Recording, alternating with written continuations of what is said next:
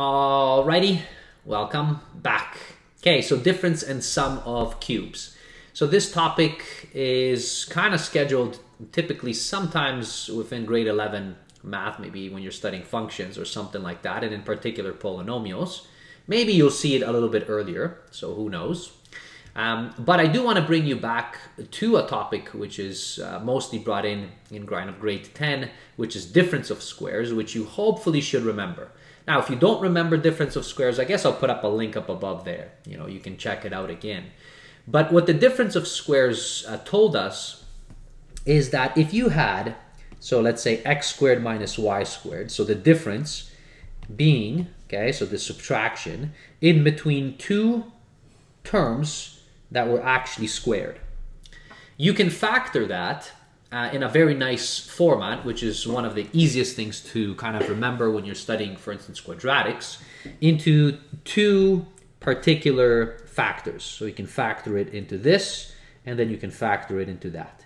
So for example, if you had, let's say, x squared, let's say minus 4, then what you would have gotten is x minus 2 and x plus 2. And that factoring sometimes helps us. For example, in quadratics, you know, now we know exactly what the zeros are. We know how the parabola crosses the x-axis, okay, and so on. So it's kind of convenient to be able to recognize these differences of squares for various formats. It turns out that cubes also have something like this, but not only do they have a difference of squares, in this case difference of cubes, but they also have a sum of cubes.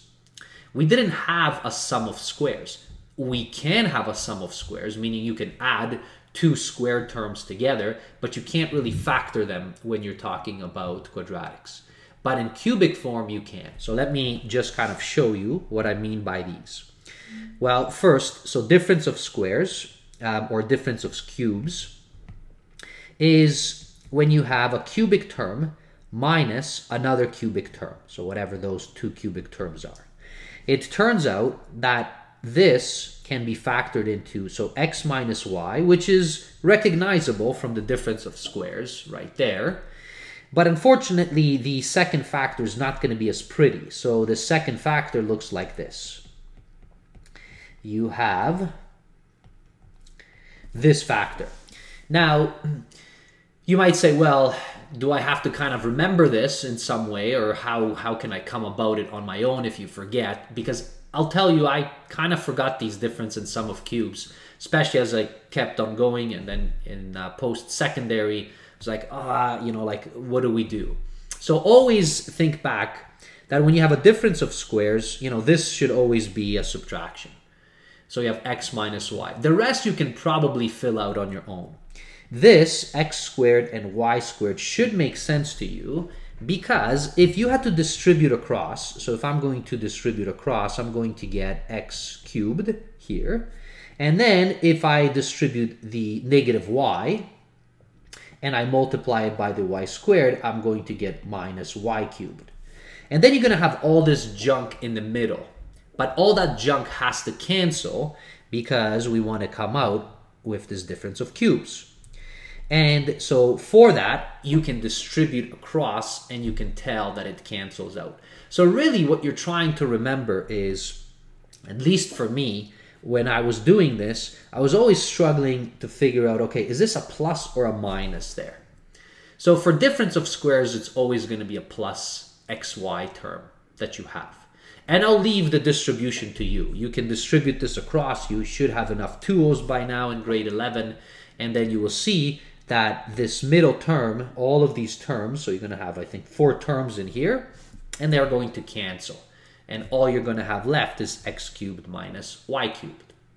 So that's the difference of squares. And sometimes it's useful because we want to be able to know this particular factor right here.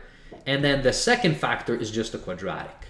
So for example, if you were studying polynomials and it was a cubic and you noticed that it was a difference of cubes, then great. It might make it much easier for you to sketch or find the zero or something else. Now, for the difference of cubes, the only difference from the sum of cubes. So the sum of cubes looks like this. You're basically adding now instead. So the only difference is that two particular signs change. So these are going to be the only things that change. This sign will change. So this is going to be x plus y. And that should make sense because this is positive. And then here, when you're doing your second factor, the only thing that changes is, again, this sign changes. So those signs basically just flip when you have a sum of cubes. All right? So those are two things that you can kind of keep in mind and hopefully can utilize. So let's see some examples. So I have here some examples. Now, if we have these examples, so let's say, so this one right here, so this is just a cubic, so it's a polynomial, and notice that this is cubed and 27 is actually 3 to the power of 3. So if I wanted to factor this thing out, so what I would do is I would say x minus 3, again, this is 3 cubed, which is equal to 27. And now, notice, so I'm going to have to put this in here, so I'll have x squared, so I always like to do that. Then, you can keep it for yourself, so within here, so this is going to be 3 squared at the end there. That's your y squared from the difference. Now, because it's a difference, so this is going to be plus. And now this is x times y, remember. Well, our x is just x, and our y in this case is 3. So this is going to be 3y. Now, of course, you can put this into a 9 if you wanted, and that would have been the factored form of that difference of cubes. The second example that we have, so this one right here, it's a little bit more complicated. That's okay. So that 8y cubed, so this is really just 2y cubed. That's 8y to the 3. And then what you have is 64. Again, that's 4 cubed. So that's that. So this is now my, my x. This is my x cubed. This is going to be my y cubed. So if I'm going to factor this out, this is going to be 2y plus 4. And then we're going to have, now it's x squared. So I'll keep it as just, so let's say 2y squared plus, and in this case, so it's different, it's a sum, so this is going to be minus, and now it's x times y, so that's going to be 2y multiplied by 4 plus 4 squared. And I'll leave it to you, you can take the 2y squared, you can actually square it, so it's going to become 4y squared. And then 2y times 4 is just 8y, and then 4 squared is 16. And you can do that if you like. All right? So that's kind of the factored form for this example.